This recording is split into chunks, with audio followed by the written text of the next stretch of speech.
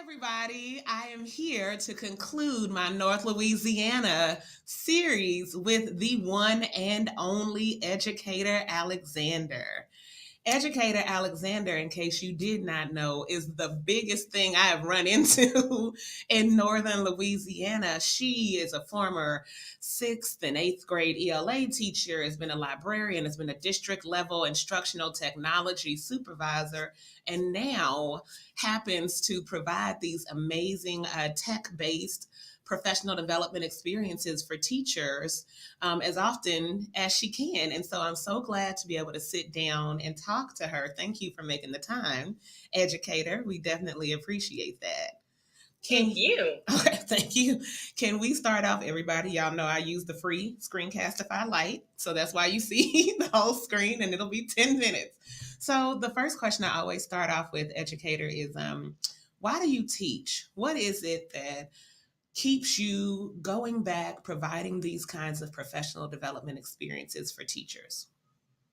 Well, it all goes back to my experience. I know when I was in the classroom, sometimes it's hard to actually get PD that you want.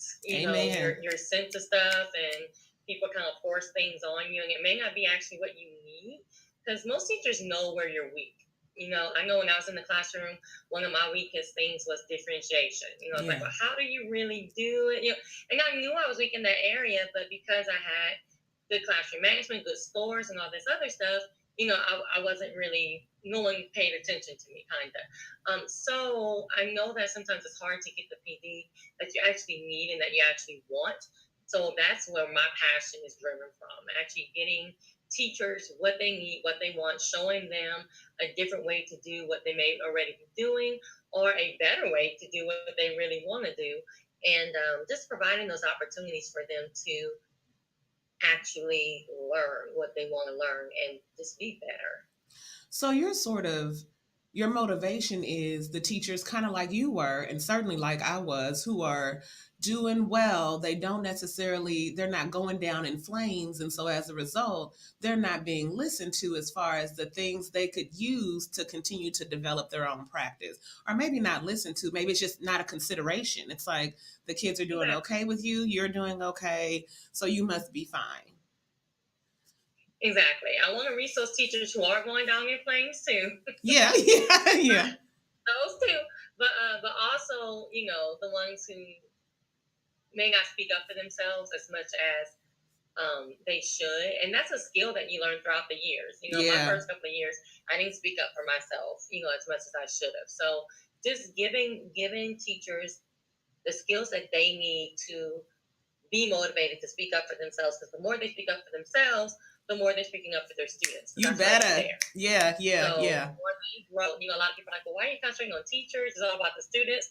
Teachers feed the students. So the more they grow, the more their students are going to grow. Absolutely. I appreciate that. And that's really good insight. So, then the second question is, what is one trend you're seeing in education right now that excites you? Like, what do you see going on in the education space? And you're like, yes, I'm so happy to see this going on. Honestly, I think the one thing I get really, really excited about is because it's kind of my life passion right now is teachers becoming leaders. Yes, Teachers me saying, you too. know what, sweetie, not that I don't like what I'm doing, not that I don't love my students, not, any of that, but I also want to be a leader. And being a leader does not mean being a manager. It does not There mean you being a go. principal.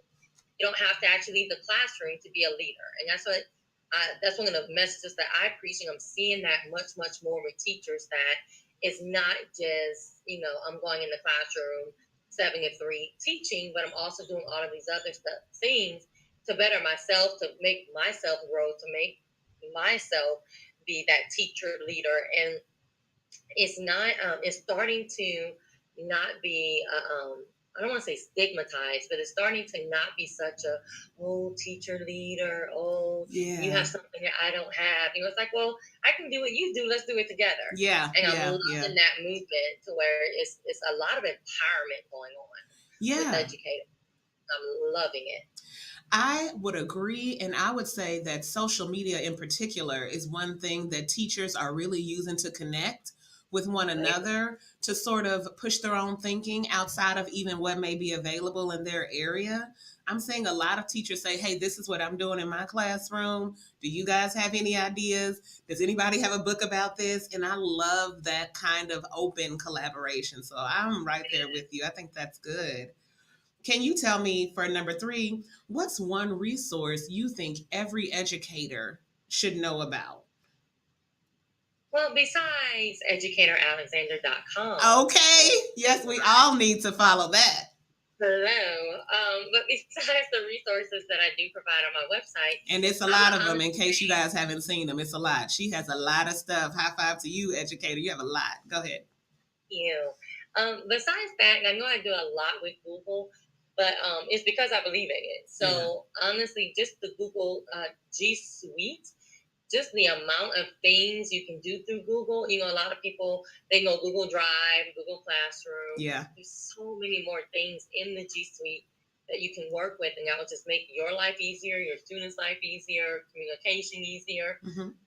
It's just a lot. So I think it's such a comprehensive tool that is free for educators. It's a game changer. It changes the way we do things. It's amazing.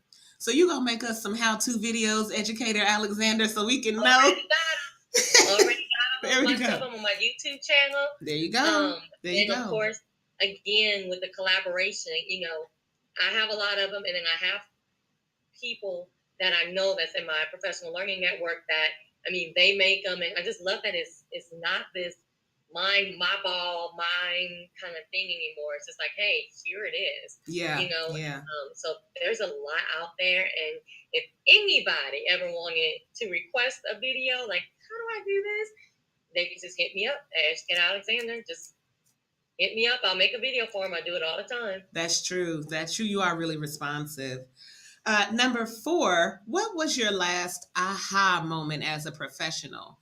Sometimes we think that when we're not directly in the classroom, we don't have those, but I have them all the time. What was your last, like the light bulb came on and you thought, yes, you know, this is a real moment for me? What was that? I think that would be when I was doing a training pretty recently with a group of teachers, and just the fact that many teachers, you know, we talk about equality and equity, and we think that teachers know what is out there.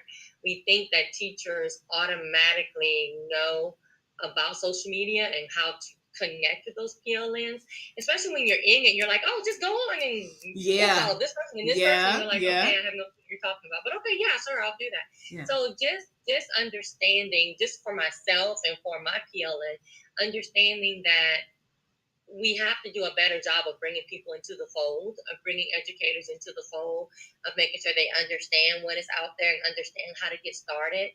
Because just like all of us who are kind of in this space and running this world and trying to come up and do everything, we were new at one time too. Exactly. You know, and we didn't know what the heck was going on, and we were still praising people. Yeah. And, you know, things like that. And we had to have somebody who came and said, no, baby, just, you know, log on, ask her a question. She's going to answer you. Don't worry about it. You know. Yeah. So we have to be that for other educators too. And I think sometimes we think everybody's in this space and they're not. And it's not equal. There's not equity everywhere with resources for teachers. Mm-hmm. So that aha moment came of, you know what, we have to do a better job. Even though we're coming up and we see it and it's a trend, we still have to do a better job of reaching those teachers who are not here yet. Absolutely. I would say something that broke that through for me was going to ISTE last year. Are you going this year? I'm going. Okay, yes, I will see you then.